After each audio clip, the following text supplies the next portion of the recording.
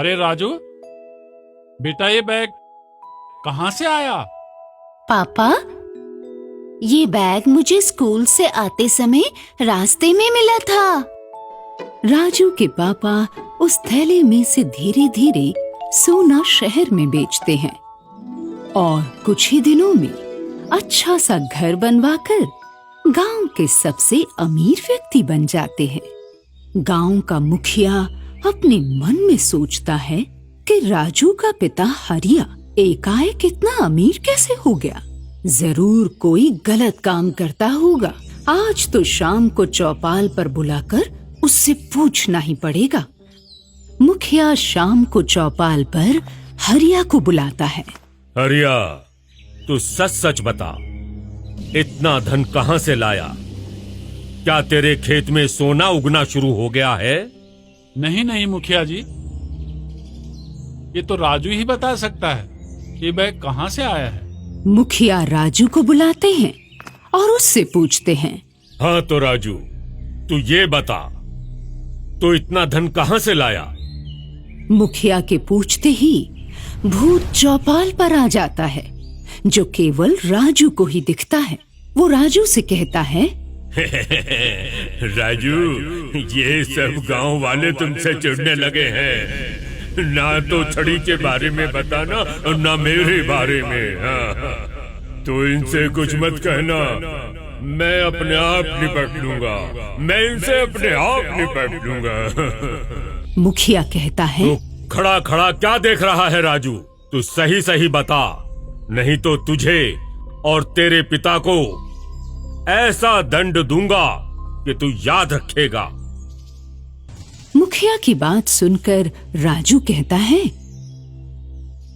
मैं आपकी बातों से डरने वाला नहीं हूँ। मैं कहाँ से धन लाता हूँ किसी को बताने वाला नहीं हूँ। अगर मैंने ये बता दिया तो गांव में भूचाल आ जाएगा, तुम सारे मारे जाओगे। मुखिया आदेश देते हुए बोलते हैं, गांव वालों, इन दोनों को तुम पेड़ से बांध दो और तब तक कोड़े बरसाओ जब तक ये सच ना बता दें। मुखिया जी का आदेश सुनते ही गांव वाले राजू और हरिया को पेड़ से बांध देते हैं और जैसे ही उन्हें कोड़ा मारते हैं कि तभी भूत आ जाता है। वो जिसको भी मारता है उसकी मृत्यु हो जाती है। भूत ने अब बड़ा डरावना रूप ले लिया था। गांव वालों, मैं तुमको नहीं छोड़ूंगा, एक एक को मार दूंगा। तुम लोगों ने बेगुनाहों को बांधकर अच्छा नहीं किया, अब कोई नहीं बचेगा।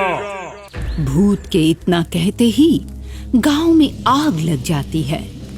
भूत राजू और उसके पिता को अपने साथ लेकर बरगद के पेड़ पर आ जाता है और उनसे कहता है, राजू, तुम दोनों यहाँ पर सुरक्षित हो। अब देखो मैं गांव वालों को क्या मजा चखाता हूँ।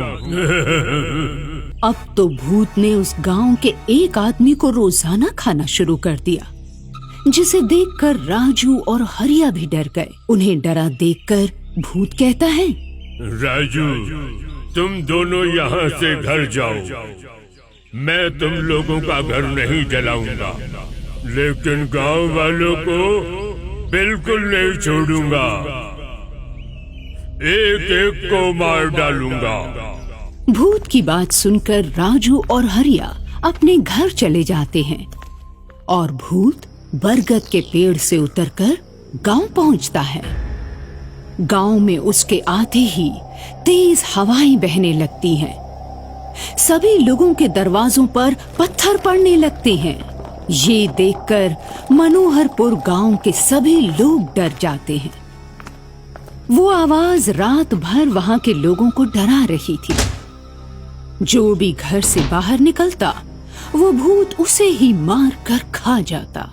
सुबह होते ही जब वातावरण शांत हुआ तो गांव भर के लोग मुखिया के घर के पास चौपाल पर पहुंचे।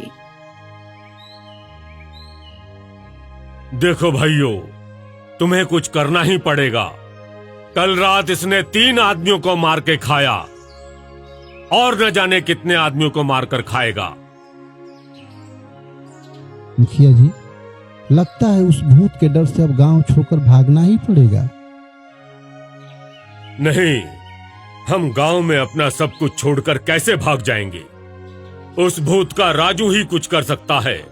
जाओ, राजू और हरिया को बुला कर लाओ। जी प्रधान जी, मैं अभी बुला कर लाता हूँ।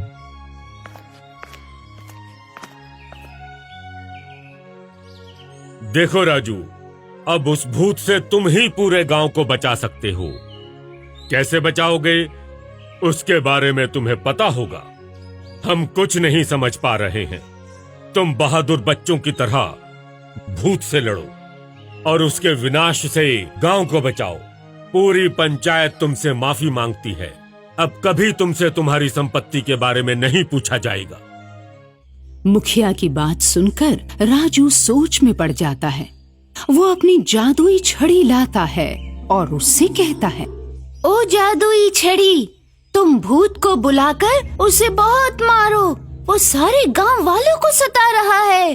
राजू के इतना कहते ही जादुई छड़ी के चमत्कार से वो भूत वहां आ जाता है, जिसे मार मार कर जादुई छड़ी अधमरा कर देती है और फिर खुद भी गायब हो जाती है।